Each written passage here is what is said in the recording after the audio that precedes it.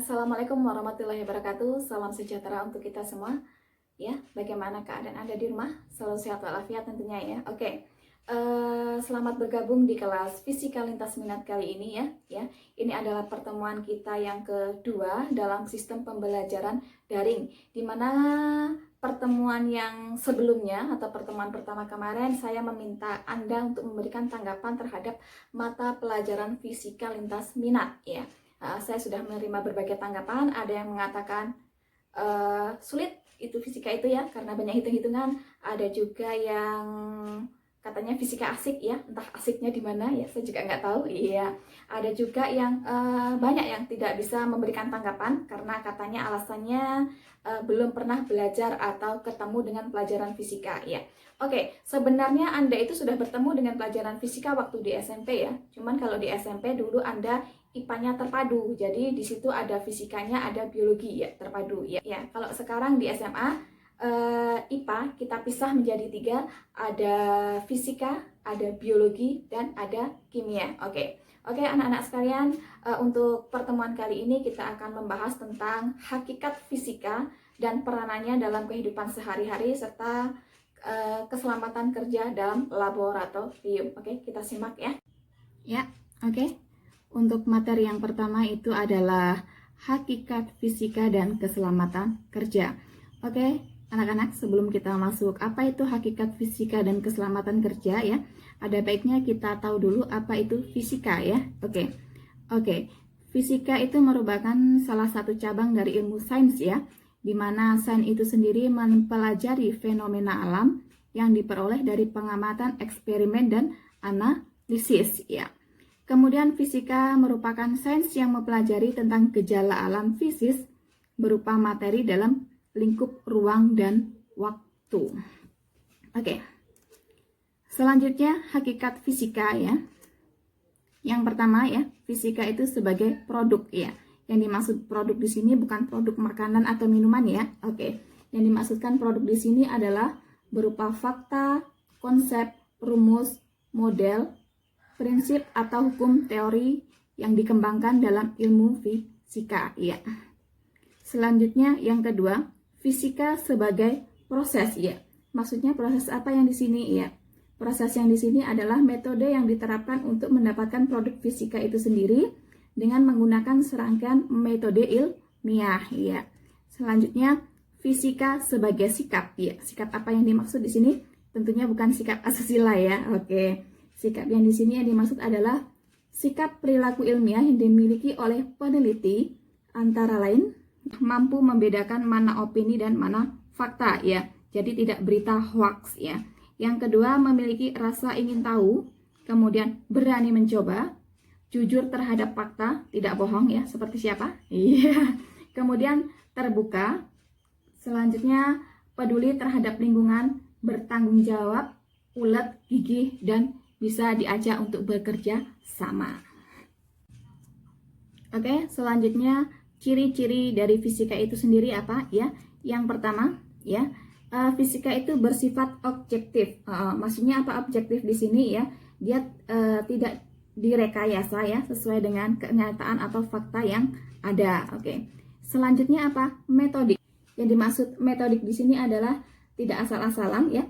Ada sistematikanya sesuai dengan metode penelitiannya. Oke. Selanjutnya itu adalah sistematis. Sistematis itu apa? Ya beruntun, ya. Prosesnya dia beralur, ya. Tidak sembarangan ya. Oke. Yang terakhir itu adalah berlaku untuk umum. Jadi siapa saja bisa menerapkan daripada hukum-hukum fisika itu sendiri, teori-teori itu sendiri berlaku untuk umum, tidak pribadi. Oke. Ya. Selanjutnya metode ilmiah ya. Apa yang dimaksud dengan metode ilmiah ya? Metode ilmiah itu merupakan prosedur atau langkah kerja yang dilakukan untuk menjawab suatu masalah ya. Biasanya kalau Anda ada masalah bagaimana? Ya, diselesaikan secara apa? Oke. Ya. Selanjutnya ya, kemudian ada beberapa langkah dalam melakukan metode ilmiah. Yang pertama itu ada melakukan pengamatan atau observasi ya. Yang kedua, perumusan masalah ya. Yang ketiga, mengumpulkan data atau informasi ya. Maksudnya data atau informasi di sini adalah informasi atau data yang berhubungan atau berkaitan dengan hal atau masalah yang ingin Anda teliti, ya. Selanjutnya membuat hipotesis, ya. Apa itu hipotesis, ya? Hipotesis itu adalah praduga atau jawaban sementara dari hal yang dipermasalahkan atau yang diajukan, ya, yang belum tentu kebenarannya. Oke. Selanjutnya melakukan percobaan atau eksperimen. Oke, jadi untuk menjawab pertanyaan tadi yang sebelumnya baru praduga, itu untuk menjawab benar atau tidaknya itu baru dilakukanlah percobaan atau eksperimen, ya. Setelah dilakukan percobaan atau eksperimen, otomatis ada data, ya. Datanya baru kita analisis, ya. Selanjutnya dari analisis data barulah kita bisa menarik kesimpulan. Oke. Selanjutnya peranan fisika dalam kehidupan. Oke. Ada beberapa peran fisika dalam kehidupan. Yang pertama itu dia berperan dalam bidang kedokteran atau kesehatan. Ya, contohnya apa dalam bidang kedokteran atau kesehatan? Ya, misalnya yang sering Anda ketemu ya Pak. Ya, misalnya untuk rongsen, kemudian USG kalau Anda hamil besok. Iya. Oke. Selanjutnya selain itu juga berperan dalam bidang pertanian, ya. Misalnya pertanian ini apa? Contohnya, ya, peralatan-peralatan yang digunakan dalam pertanian itu menggunakan dari ilmu fisika, ya. Iya. Selanjutnya dalam bidang transportasi, ya. Sini sudah tidak perlu dijelaskan, Anda sudah tahu, ya. Ya. Kemudian dalam bidang industri. Kemudian bidang komunikasi, ya, yang sering Anda pakai dalam kehidupan sekarang itu contohnya ada HP, ya. Kemudian apa lagi? Televisi dan lain-lain, ya. Kemudian yang terakhir itu adalah bidang energi. Bidang energi ini kalau Anda ingin membuat bom, ya. Oke. Selanjutnya itu tentang keselamatan kerja, ya. Oke. Ya, ada beberapa syarat laboratorium yang baik, ya. Yang pertama, ya, laboratorium harus dilengkapi dengan alat kesehatan, ya. Contohnya apa? Ya, kalau terjadi kebakaran, ya, dia harus ada dilengkapi apa namanya? Ya, tabung untuk pemadam kebakaran, ya, dan lain-lain, ya. Oke, yang kedua harus memiliki ventilasi udara yang baik, ya. Jadi sirkulasi udara di situ ada pergantian udara, ya. Oke, terjadi sirkulasi udara atau pergantian udara yang baik. Oke. Selanjutnya, ruangan laboratorium hendaknya ditata dengan rapi, ya. Maksudnya untuk penempatan bahan kimia, biologi, dan alat fisika harus dibedakan, ya. Harus dibedakan, jadi ketika harus dibedakan atau disusun rapi biar kita tidak kesulitan ketika melakukan praktikum atau mencari alat-alatnya. Oke. Selanjutnya, alat keselamatan kerja harus selalu tersedia dalam kondisi yang baik dan siap pakai, ya. Jadi dalam kondisi yang baik, siap pakai, ya, tidak yang kadar luarsa, ya.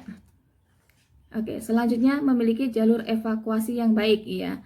Minimal, ya, laboratorium harus mempunyai 2 pintu, ya. Ada pintu masuk, ada pintu keluar, ya. Ya, oke. Ya. Selanjutnya tentang tujuan dari keselamatan kerja, ya. Yang pertama, untuk melindungi praktikan dalam melaksanakan praktikum, ya. Oke, yang kedua tujuannya untuk menjamin keselamatan bagi orang yang berada di dalam laboratorium. Oke. Selanjutnya untuk menjamin peralatan praktikum supaya terjaga, terawat, dan aman. Oke. Selanjutnya mencegah atau mengurangi kecelakaan di dalam laboratorium. Oke, yang terakhir itu untuk memberikan pertolongan pertama pada kecelakaan sebagai langkah awal penanggulangan. Oke, selanjutnya yang harus dilakukan untuk keselamatan kerja, hal yang pertama Anda lakukan adalah berhati-hati dalam melakukan setiap percobaan, ya. Kalau mau selamat kudune hati-hati. Oke. Selanjutnya gunakan alat dan bahan sesuai dengan petunjuk praktikum yang diberikan, ya. Jangan menyalahi petunjuknya, ya. Di situ petunjuknya tidak ada Anda bakar, iya. Jadi terjadi apa? Hal yang tidak diinginkan. Oke. Selanjutnya harus mengetahui cara pemakaian alat-alat keselamatan kerja. Ya, jadi kalau kebakaran Anda yang pakai alat apa? Kalau misalnya apa? Konslet listrik yang Anda pakai apa? Oke, itu harus Anda kuasai. Oke, kemudian jangan bermain api di dalam ruangan laboratorium. Oke, kalau bermain api apa? Terjadi kebakaran. Iya, makanya Anda jangan bermain-main api ya. Oke. Yang terakhir ya, buanglah mantan ya. Buanglah sampah pada tempatnya, bukan mantan pada tempatnya. Oke. Ya. Oke, itu tadi adalah pembelajaran kita hari ini ya. Jika ada hal yang ingin ditanyakan atau yang tidak dimengerti ya, silahkan Anda japri ke WA saya ya. Oke. Oke, selamat belajar di rumah. Stay at home, jangan kemana-mana, ikuti protokol kesehatan ya. Oke, salam untuk keluarga di rumah. Saya akhiri. Assalamualaikum warahmatullahi wabarakatuh.